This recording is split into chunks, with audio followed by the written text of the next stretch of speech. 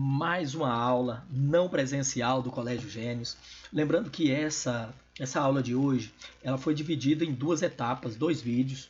O primeiro é aquele da correção da página 35, página 36, a 1 e 2, que falava de expressões idiomáticas e de gírias.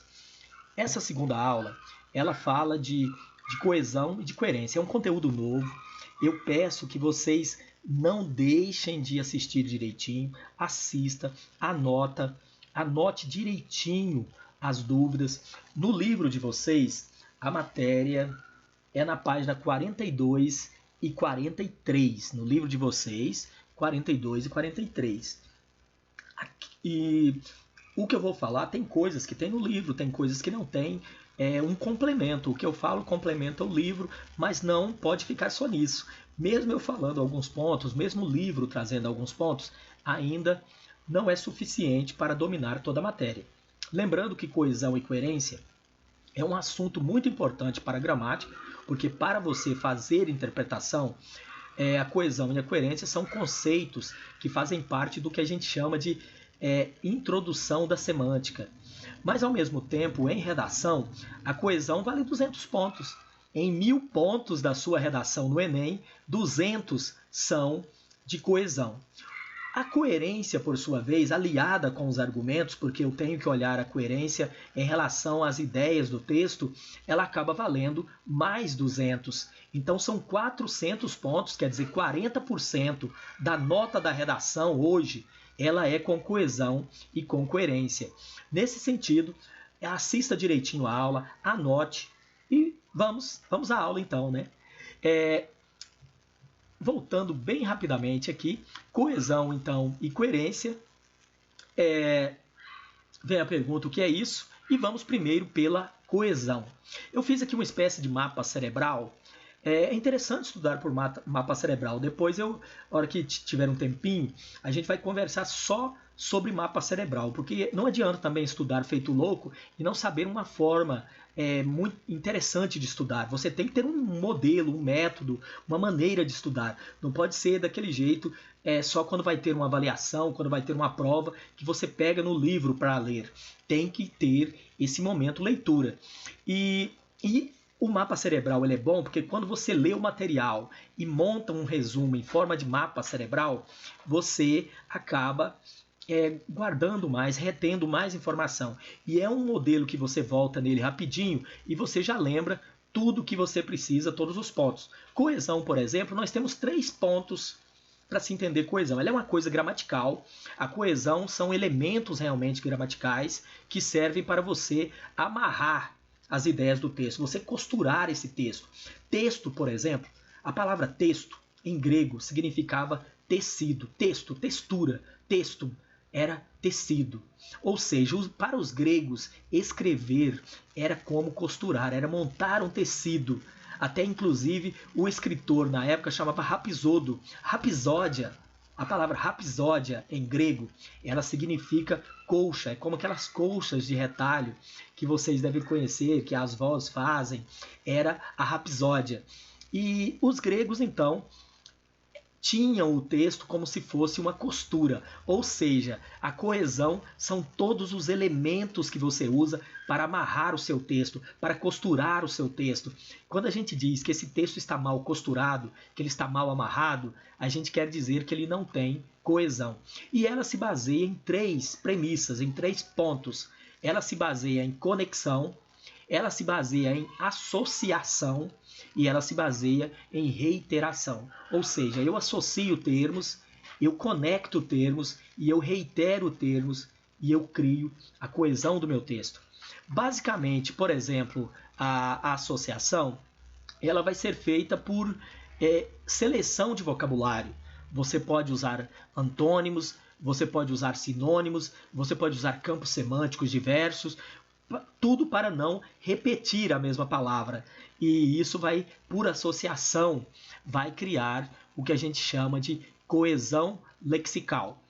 A coesão também pode ser uma espécie de reiterar. Reiterar é você reafirmar o que você já disse. E é importante num texto o leitor ter reafirmações do que você está dizendo. A gente, quando está lendo, a gente perde o foco fácil demais. Você está lendo um texto qualquer e rapidamente você perde o foco.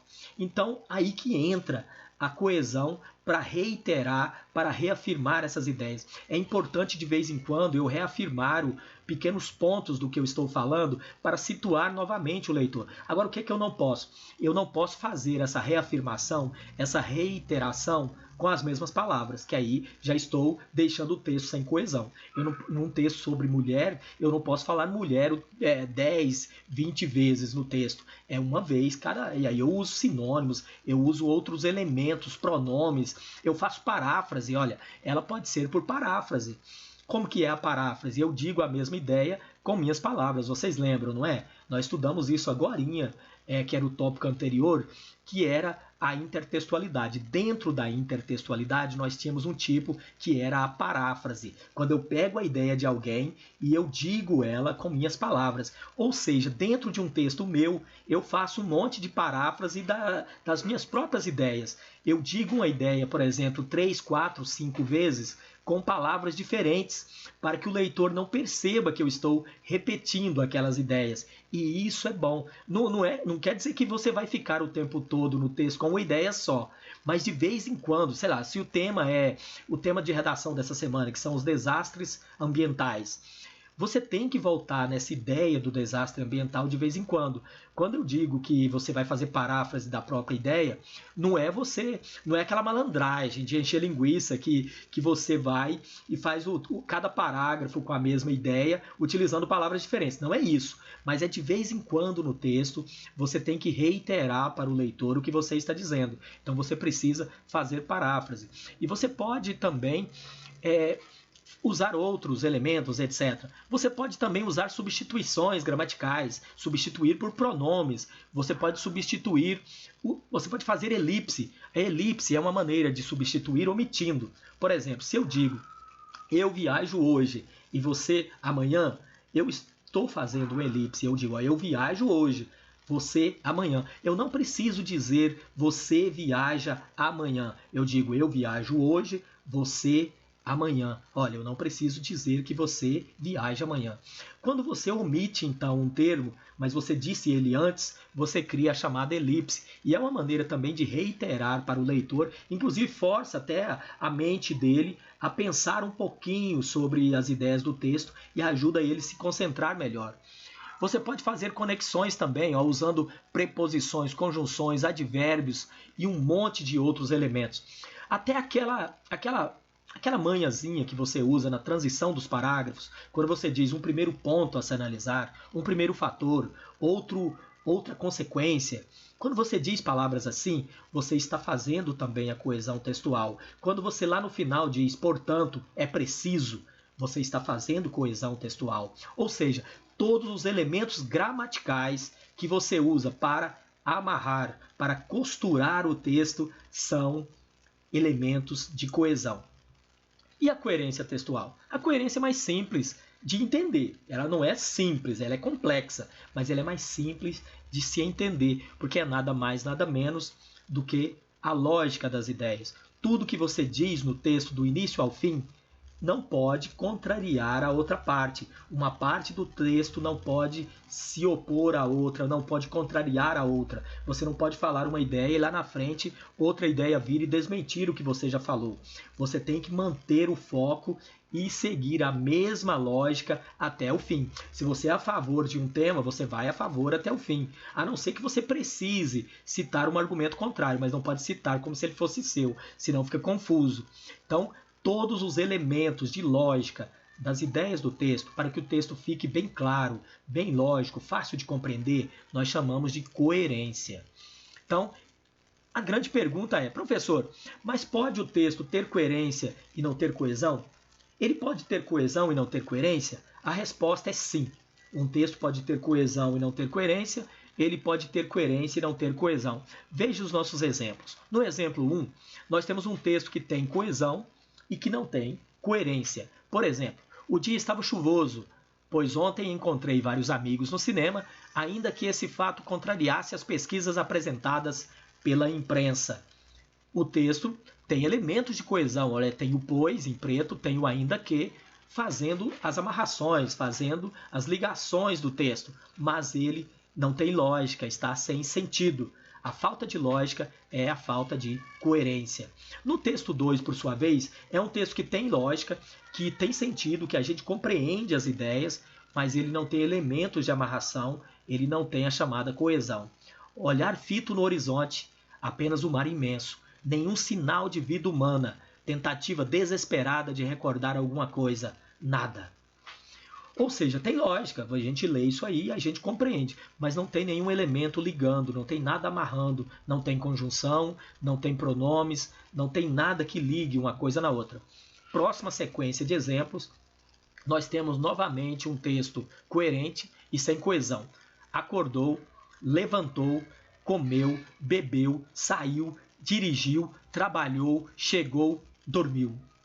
Olha, esse texto tem coerência.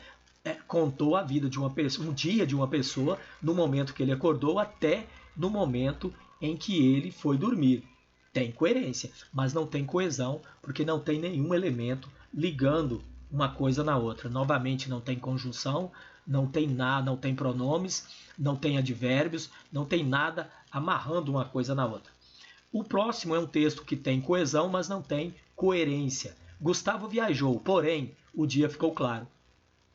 Edilson foi para a faculdade de carro, porque Grace tomou banho de piscina. O que tem a ver Grace tomar banho de piscina com ele ir para a faculdade? Ou seja, é um texto que tem coesão, porque tem os elementos em preto para fazer as ligações, está tudo ligadinho, com as vírgulas, com as conjunções direitinho, porém, ele não tem coerência, porque não tem sentido, não tem lógica. Então, basicamente era isso. Eu queria mostrar nos exemplos que pode ter coerência, pode não ter coesão, pode ter coesão, pode não ter coerência. Gente, é só citar esse livro aqui, ó, que é da Leonor Lopes. Se vocês conseguirem encontrar, ele é baratinho, se você conseguir encontrar aí em livrarias de livro usado, pela internet afora, olha, compensa comprar. Se você quiser comprar, é uma boa aquisição. Ele é um livro, inclusive, que você pode estudar ele até para a universidade. E, novamente, volto a lembrar, a coesão e a coerência valem 40% da nota da redação do Enem. Então, é um tópico que você tem que dominar. Ou domina, não tem jeito, tá? Então, só lembrando, só resumindo, coerência, a lógica das ideias. Coesão, todos os elementos gramaticais que você usa para amarrar o seu texto, para não repetir a mesma palavra, para dar uma ideia de sequência no texto, para dar uma ideia de transição nos parágrafos. Você usa sinônimos, você usa pronomes, você usa conjunção, você omite um sujeito, por exemplo, sujeito oculto, etc. E por aí vai. Vou passar o exercício daqui a pouco no grupo e boa aula para vocês. Bom resto de semana, estudem bastante e dúvidas, anotem, perguntem. Vou adorar responder. Até mais e obrigado.